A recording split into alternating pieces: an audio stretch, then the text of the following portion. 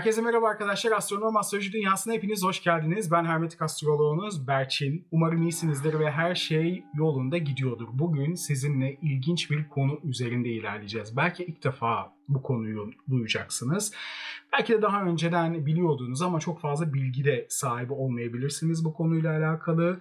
Bugün Uranüs'ün İkizler Burcu'na geçişi değil ama yine tabii ki İkizler Burcu'na geçişiyle alakalı bir konudan bahsedeceğiz ama Hermes noktasından bahsedeceğiz. Yani ikizlerin 0 derecesinden bahsedeceğiz ve bunun bize hayatlarımızda nasıl bir etki yaratacağını ya da nasıl tezahür edeceğinden aslında burada bahsedeceğiz. Tabii biliyorsunuz Uranüs sanıyorum 7 Temmuz 2025'te ikizlere geçmiş ve sonradan retrograde hareketi yaparak tekrardan Boğa burcuna geçmişti ve bu cumartesi yani uzun bir süre 7 yıl boyunca İkizler Burcu'nda olmuş olacak. Peki bu bize ne getirecek? Ve 13 Mayıs'a kadar seyrini devam ettirecek olan Hermes noktası bize bu yaklaşık 16-17 günlük bu süreç bizim hayatlarımıza nasıl etkiler aslında yapacak? Onunla ilgili bir hazırlık yaptım. Onu size sunacağım bugün. Biraz farklı bir konu olacak. Burada sadece bizim haritamızda 0 derece ikizlerin hangi eve geldiğini, 0 derece ikizlerde bir gezegenimiz var mı? Size burada orb aralığını vereceğim. O orb aralığında herhangi bir gezegeniniz var mı?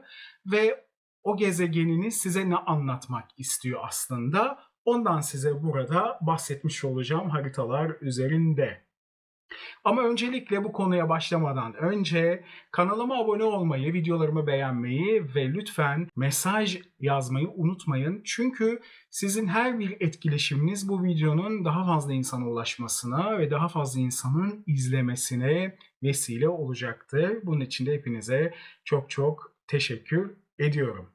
Eğer ki kanalın bu alanda büyümesini ve benim daha fazla size içerik üretmemi istiyorsanız bu konuyla da alakalı lütfen bir iki saniyenizi ayırmanızı rica edeceğim arkadaşlar. Maalesef ki herkes bunu bu şekilde dile getiriyor. Ben de bu video içerisinde bu şekilde dile getirmek istedim.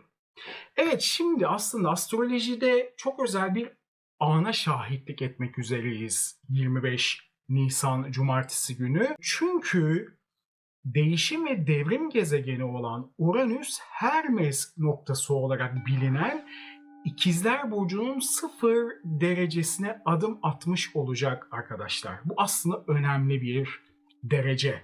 Yani astrolojide 0 dereceler çok önemlidir zaten. Eğer ki bu konuyla alakalı bilginiz varsa ya da astrolojiyle ilgileniyorsanız bunu bu şekilde bilirsiniz zaten.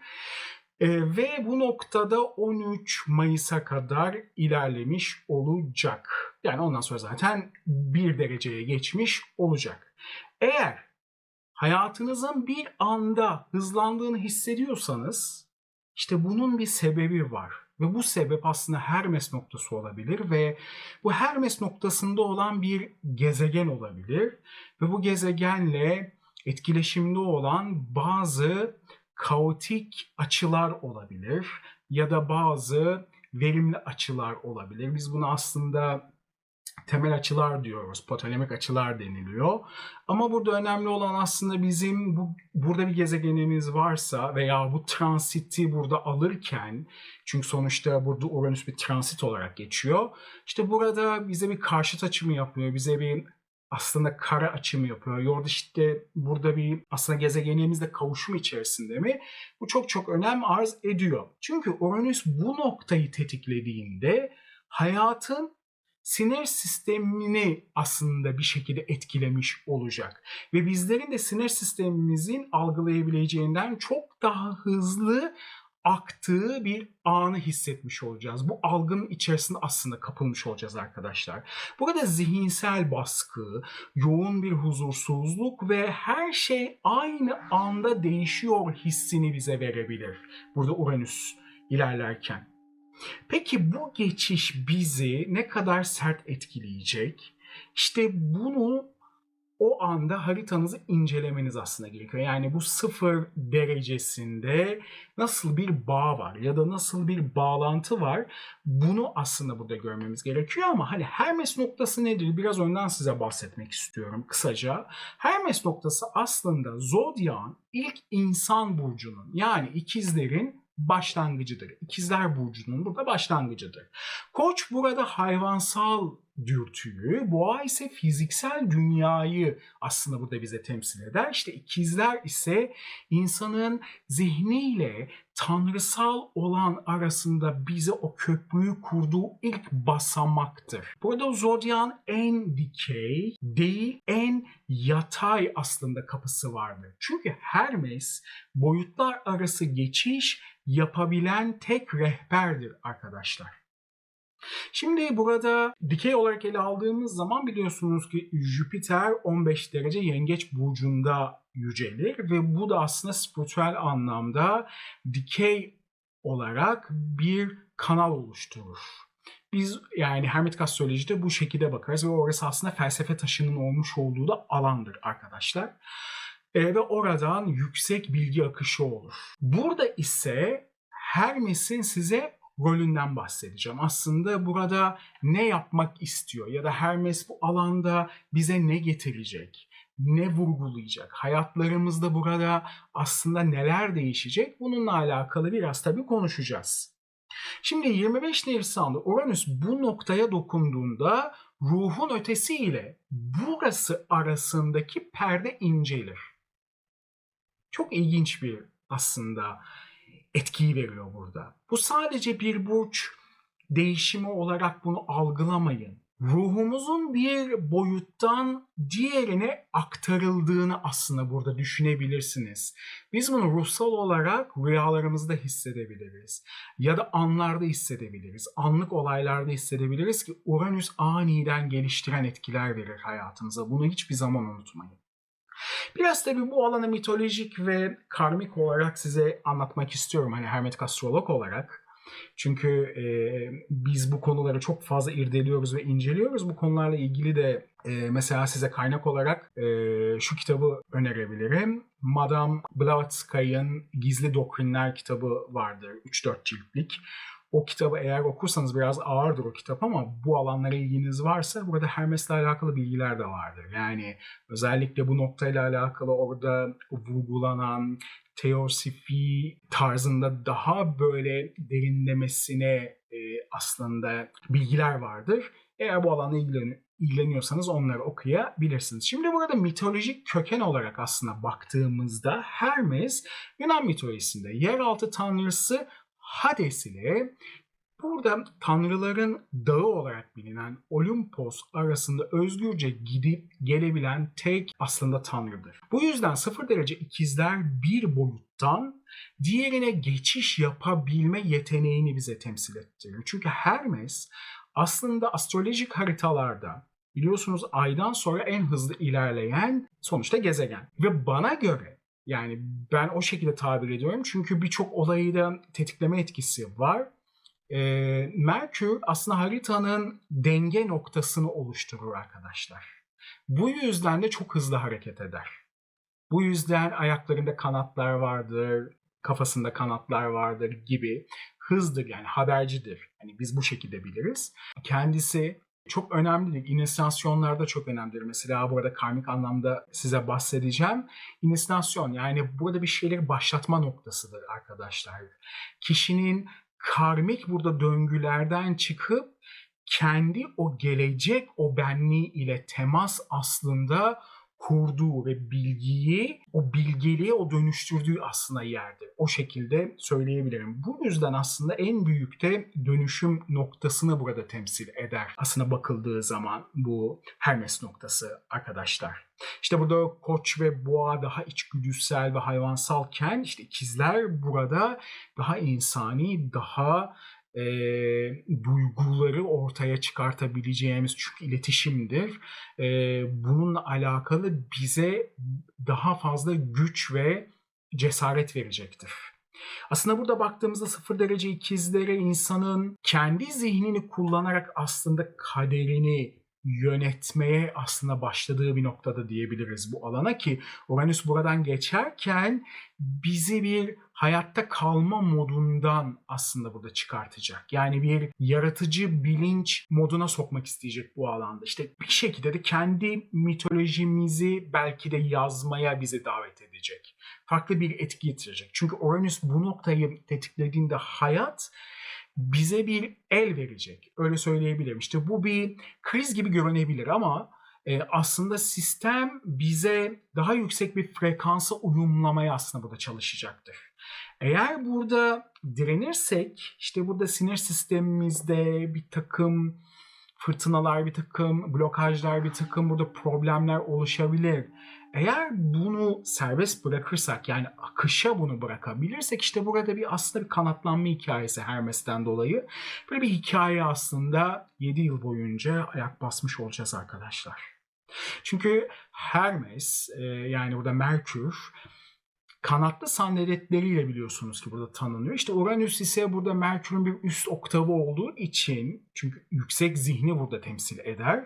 İşte Uranüs Hermes noktasını tetiklediğinde sıradan bir bilgi akışından ziyade burada anlık aslında kavrayışa, bir nevi insight da denilebilir. Buna aslında girmemizi sağlayacak. İşte burada kanatlanma bir konuyu öğrenmek aslında yerine burada o konuyu bir anda görmek ve onu bütün olarak bir şekilde kavramak anlamına gelecek. Bu da bizim için aslında çok büyük bir fırsat olacak. Belki de bugüne kadar görmediğimiz, belki de bugüne kadar bertaraf ettiğimiz bazı şeyleri çok daha net, çok daha hızlı bir şekilde görme, belki de onları orada sonuçlandırma ve kendimize yeni fırsatlar açmayı ön plana belki de çıkartacak. Tabii bu şekilde bitmeyecek. Burada yüksek zihin aslında diyoruz. Yüksek zihin burada derken bir şekilde zaman aslında burada bükülür. Yani zihin ışık hızına ulaştığında zaman aslında burada durur. İşte 0 derece ikizlerdeki aktivasyon bu alanda hayatımızın geri kalanında yıllar alacak bir değişimin sadece bir haftada gerçekleşmesi için oluşabilecek olayları ortaya çıkartabilir. Tabii bu bizim algı hızımızda çok daha hızlı akacaktır. Yani bunu belki anlamayacağız bir anda nasıl olduğunu, ama günler geçtikçe, o zaman ilerledikçe evet buymuş belki de demek ki diyeceğiz. Yani bir anda böyle bizim önümüze sunulmayacak. Belki de sunulacak ama biz onun farkında olmayacağız. Böyle bir durum var arkadaşlar. Tabii burada yine 25 Nisan civarında aldığımız haberler çok önemli. Yani ve sonrasında o bir hafta, bir hafta değil 17 gün. Yani onlar çok önemli olacak, 17 gün. Aslında okuduğumuz bir cümle veya aniden gelen bir fikir belki de gelecekteki bizi, şimdiki bizi ikisinin arasında gönderilen bir mesaj olacak. Ve bu noktada herhangi bir tesadüf aslında olmayacak. Çünkü bunu aslında yaşamamız gerekecek. Çünkü burada bir eş zamanlılık vardır. Şöyle düşünün. Şimdi biz hermetik astroloji olarak baktığımızda aslında 3 anı inceleriz haritada. Daha doğrusu 3 tane yaşamı inceleriz. Geçmiş, gelecek ve şimdiki aslında zaman. Yani 3 tane kavramı inceleriz. 3 tane enkarnasyonu inceleriz aslında. Ama şöyle bir durum vardır. Aslında biz bu 3 enkarnasyondan bu enkarnasyonda bunların yansımalarını alırız. Nasıl?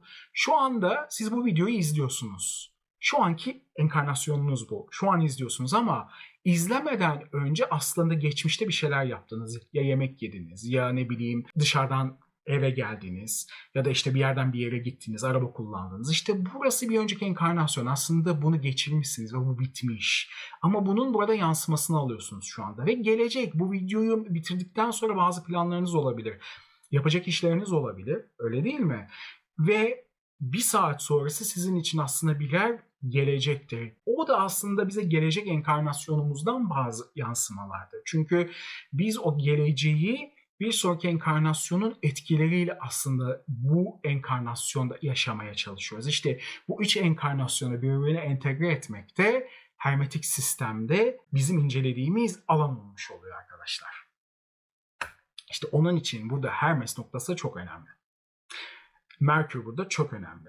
Hermes noktasında durduğunuzda veya Hermes noktasında bir şekilde etki aldığımızda bir ayağımız aslında toprakta, bir ayağımız gökyüzündedir. Çünkü Uranüs bu noktayı arkadaşlar uyandırdığında bizden beklenen sadece düşünmek değil, düşüncenin ötesindeki o saf ışığa, yani kendi öz hakikatimize uyanmamızdır.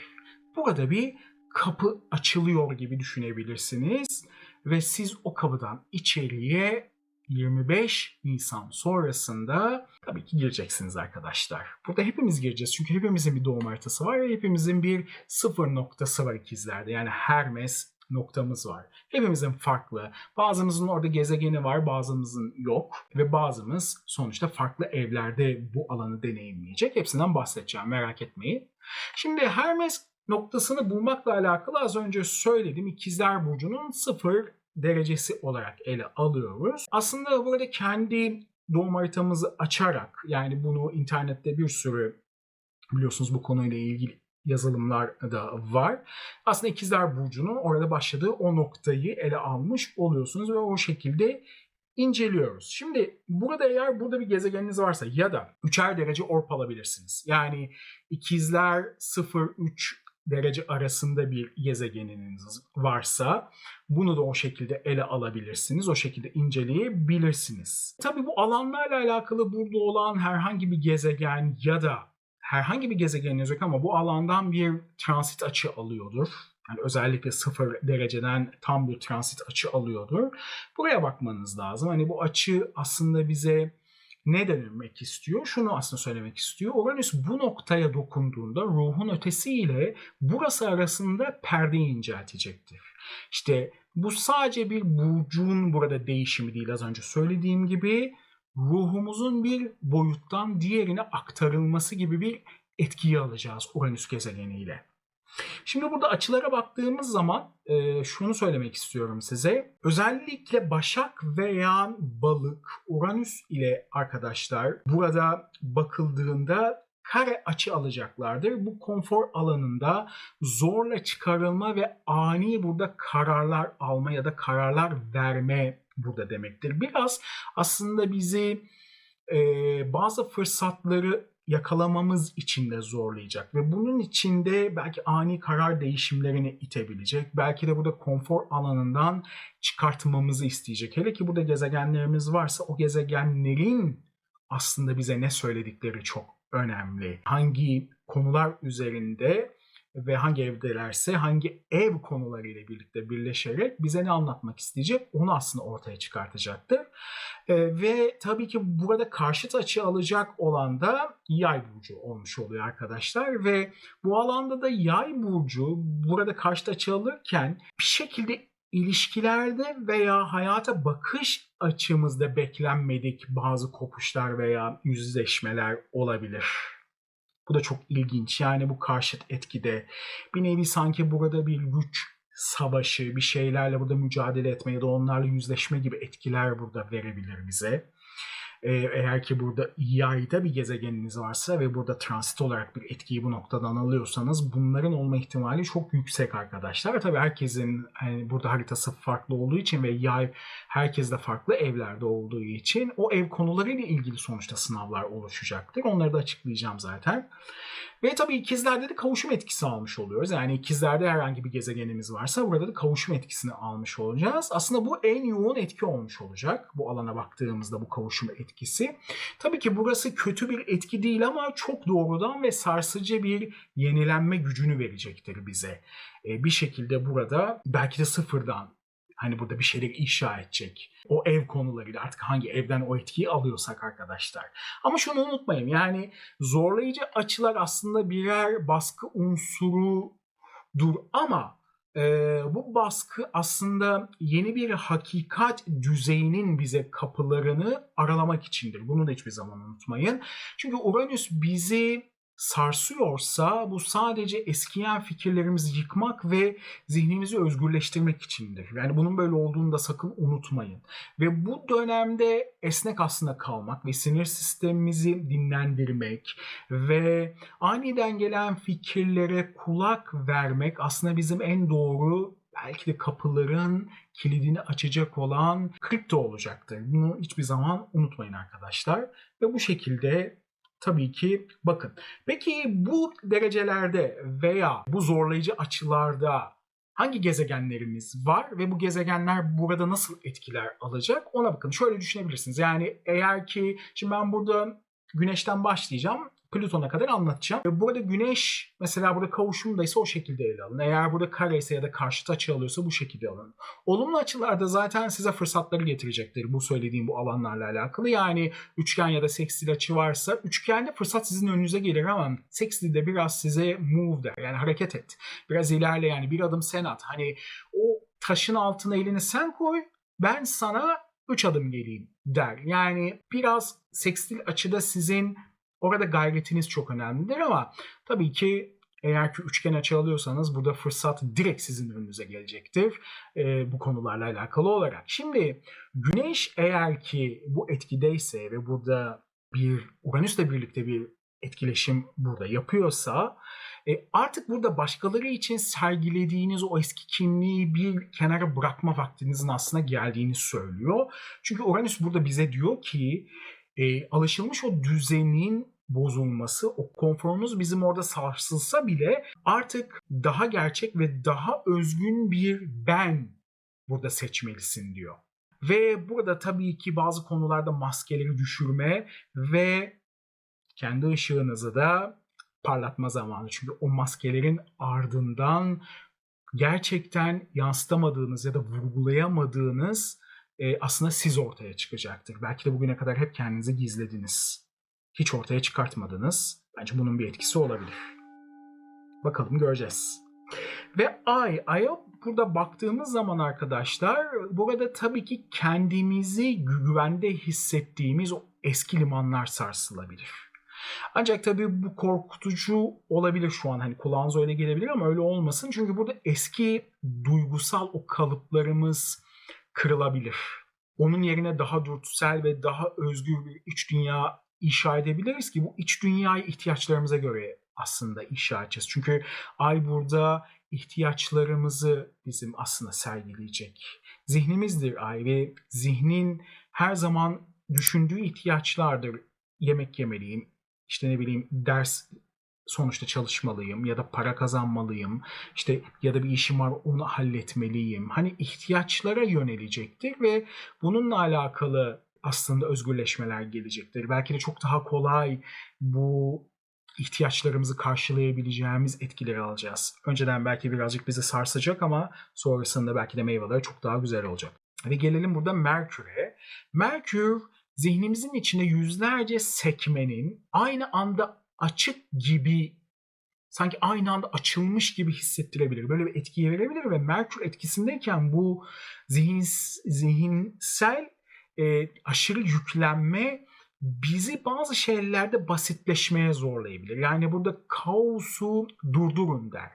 Zihnimizin şu an aslında tek, net ve saf bir mesajı seçmek üzere evren tarafından eğitildiğini bize aslında vurgulayabilir. Yani bu alanda iletişimimizi çok daha aslında hızlı, belki de çok daha doğru ve çok daha yerinde olması için uğraşacaktır.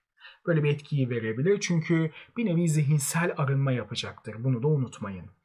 Venüs'e geldiğimiz zaman tabii ilişkiler ön plana çıkacak. Çünkü sonuçta Venüs dediğimiz zaman ikili ilişkiler çok ön plana çıkar arkadaşlar. Ve burada tabii ki ne vardır? Sevgi vardır. Çünkü bize şunu söyleyecek Uranüs burada. Sevgiye dair tüm bildiklerimizi unutturacak. Eski bağlanma korkularımız veya o değersizlik hislerimizi yüzeye çıkartabilecek. Bunlarla yüzleşmeler belki de verebilecek. Çünkü burada sevgiyi ve değer yargılarımızı içinde daha fazla özgürlük ve gerçeklik barındıracak şekilde yeniden tanımlamamızı isteyecek ve bu şekilde ortaya çıkarttıracak. İşte burada da aslında belki ilişkilerimizde bir devrim oluşturacak, belki de bir çağ atlattırabilecek. Öyle düşünebiliriz. Mars'a baktığımız zaman ise Mars tabii ki biliyorsunuz ki bizim alanımızdaki enerjimiz gösterir. Yani burada Uranüs'ün Mars etkisi bir araya geldiğinde ve sert bir açı varsa aslında bu alanda da inanılmaz bir huzursuzluk ve sinir burada hissedebiliriz ve bu aslında bastırılmış bir enerjinin dışarı çıkma çabasıdır. Yani aslında sakin etrafımıza saldırtırabilir. Yani bir şekilde hani burada sakinken hani etrafımıza saldırabiliriz. İşte burada tepki vermek yerine bedenimizi hareket ettirmek, belki spor yapmak, işte enerjimizi bu şekilde atmak çok daha iyi olacaktır. Bir yere odaklanmak bu konuda bizi o Mars enerjisini daha kolay absorbe ettirmeye belki de itecektir. Bunu bu şekilde ele alabiliriz. Jüpiter'le ise burada belki de bir vizyon ortaya çıkacak. Belki burada bir vizyonu geliştireceğiz. Yani inançlarımız, hayallerimiz burada büyük bir sorgulamadan belki de geçecektir. İşte Jüpiter burada abartılı, iyimserliği burada belki de tıraşlayabilir ve böylece hayallerimizin havada kalmasını engelleyebilir. Yani daha doğrusu ayaklara yere basan ve bize gerçekçi fikirleri ya da eylemleri burada bir şekilde gerçekleştirebilir. Yani daha az abartı ve daha derin bir anlam ya da ifade bu alanda bizim karşımıza çıkabilir arkadaşlar. Satürn olduğu zaman ise tabii burada bazı şeylerin yenilenmesinden aslında bahsedebiliriz. Yani burada katı yapılar bir şekilde ortadan kalkabilir. Eğer burada hayatınızda miadi dolmuş bazı kurallar veya sınırlar varsa bunlar ortadan kalkabilir ve yıkılabilir. İşte burada amaç olarak baktığımızda bizi savunmasız bırakmak değil, daha olgun ve daha sarsılmaz bir temel üzerine hayatımızı yeniden inşa etmemizi sağlayacaktır. Daha sağlam olacaktır. Ayaklarımız daha yere sağlam basacaktır. Ve bir şeylere başlarken ya da bir şeylere karar verirken daha aslında gerçekçi adımlar atmamızı sağlayacaktır arkadaşlar. Tabii burada Uranüs'ümüz de etki alacaktır. Uranüs'ümüz de sonuçta kare etki alabilir, karşıt etki alabilir ya da olumlu bir açı alabilir bu alanda. Buna baktığımız zaman zaten aslında hayatımızda bir jet motoru çalışmış gibi hissedebiliriz. Her şey birden çok hızlanabilir. Çünkü hayatınızın burada kökten yeniden yapılanmaya doğru hızlı bir akışın içine girdiğini hissedeceksiniz. İşte bu hıza direnmek ya da stres bir şekilde yaratmamak burada gerekiyor.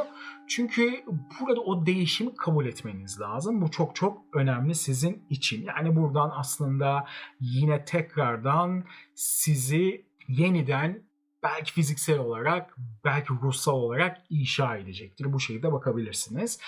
Burada Neptün olduğu zaman bu aralar belki bu gezegenden ötürü kafa karışıklığı size yaşatabilir. Burada Neptün etkisindeyken dış dünyadaki o gürültüyü azaltmanız aslında burada gerekebilir.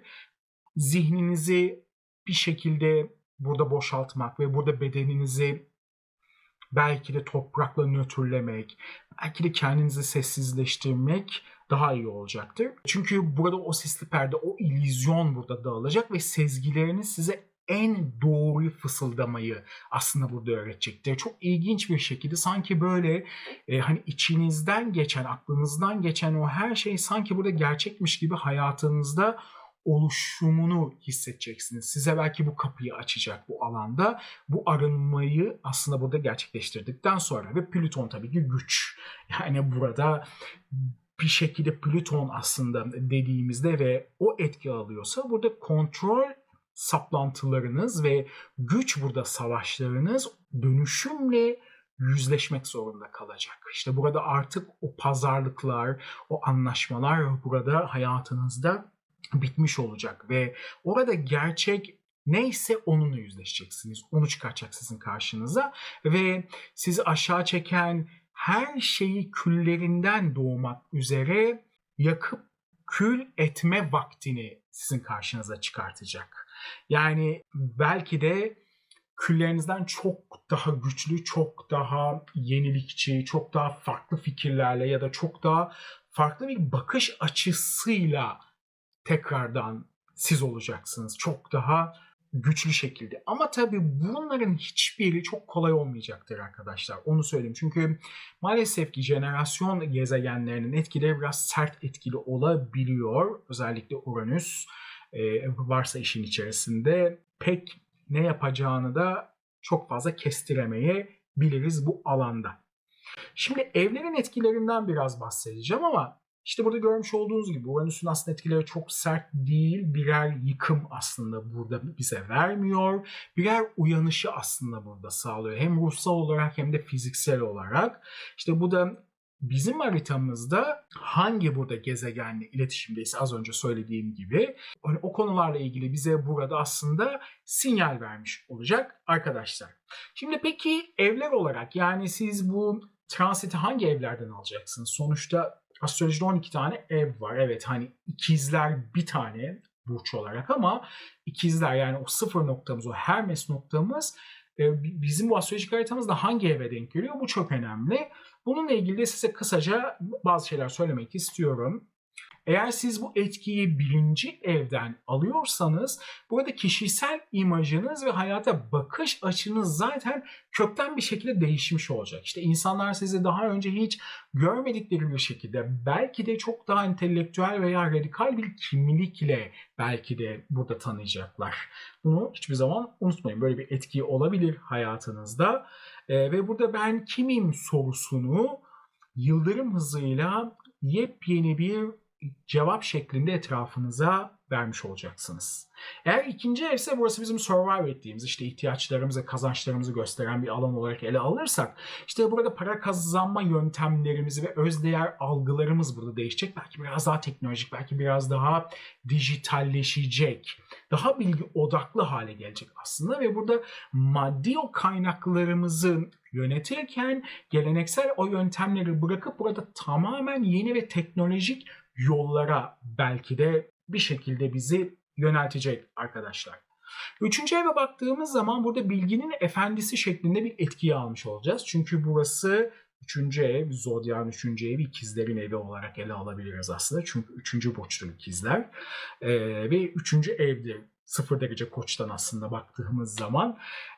Şimdi bu nokta aslında çok bir kere güçlü. Çünkü iletişim, ev konularını ele alırsak işte burada kardeşler ya da yakın çevre gibi konularda devasa bir uyanış aslında burada olacak.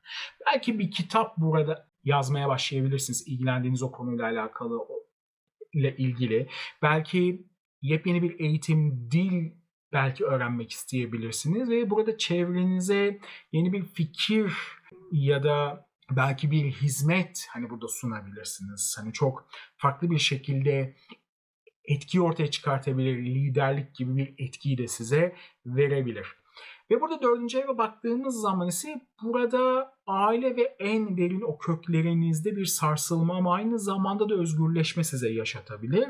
İşte aile içi iletişimde gizli kalmış bazı sırlar burada ortaya çıkabilir. Onlar burada çözülebilir veya aniden taşınma, ev değiştirme, ev alma, ev satma gibi bazı şeyler çok daha modern bir yere taşınma, çok daha modern bir ev satın alma gibi etkileri de yaşayabilirsiniz. Böyle bir etki de verebilir. Eğer ki burası 5.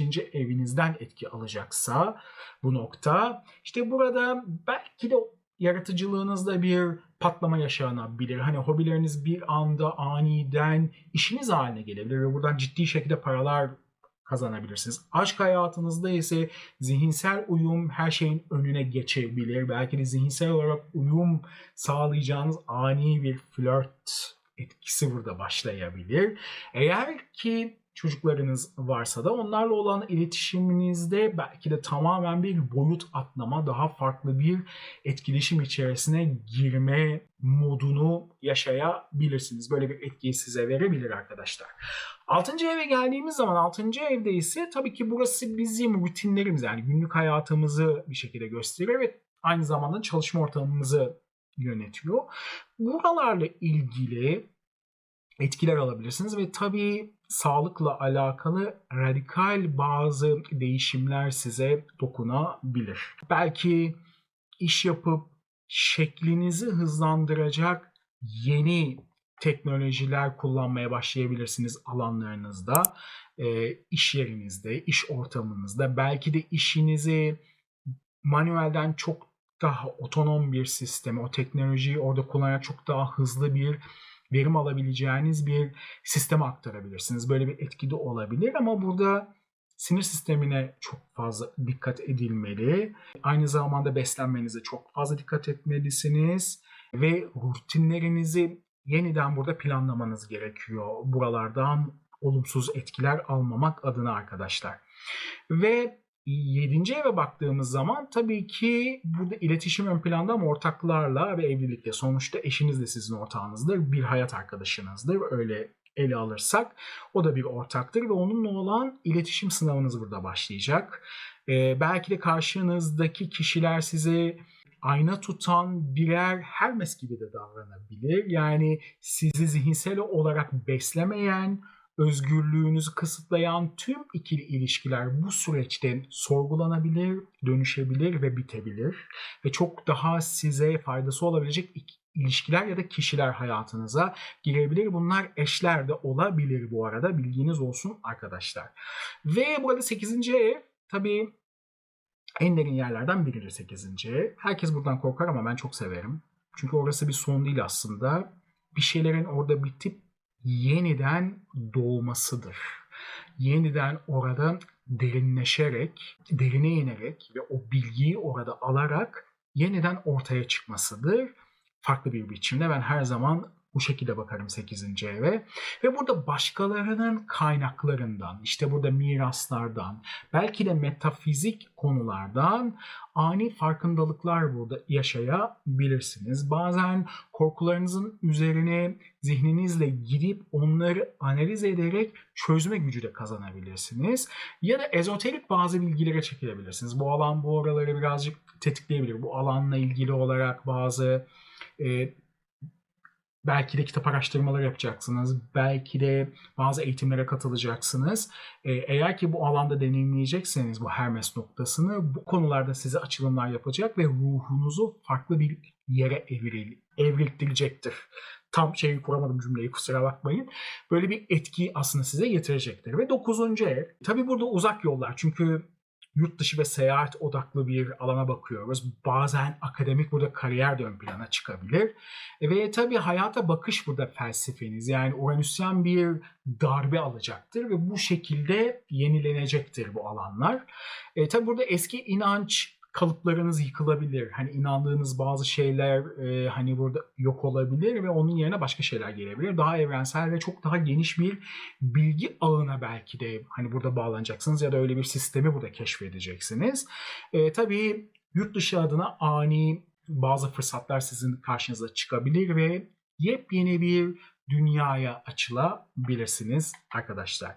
Eğer 10. evden alacaksanız bu etkiyi tabii burada toplumsal statünüzde ve kariyerinizde bir imaj burada değişikliği oluşacaktır. İşte insanlara hitap ettiğiniz, bilginizi paylaştığınız bir pozisyona yükselebilirsiniz. Böyle bir etkiyi size verir. Kariyerinizde otorite figürleriyle olan iletişiminizin çok daha doğrudan ve özgürleşmiş hale gelebileceğini hissedeceksiniz. Size bu etkiyi 10. evden alıyorsanız eğer bu transite böyle bir etki size verecektir. Ve 11. eve baktığımız zaman ise arkadaş gruplarınız ve dahil olduğunuz o sosyal o çevreler bir kere tamamen değişebilir. Gelecek hayalleriniz artık bireysel olmaktan çıkıp kolektife hizmet eden ve vizyonlarınızla daha da gelişerek dönüşen bir etki içerisinde olacaktır.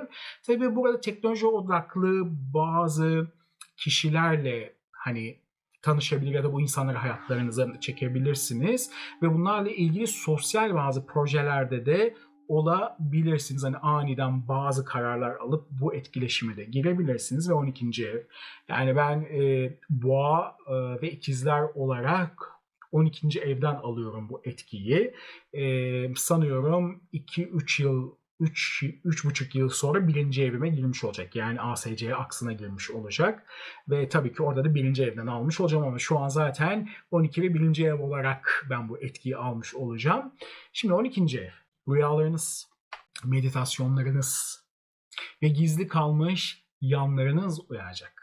Burada tabii sinir sistemimiz çok hassaslaşacak bundan dolayı. Çünkü burada kolektif bilinçten çok fazla bilgi akışı alınacak. İsteseniz de istemeseniz de. Eğer ki bu alandan burayı deneyimliyorsanız.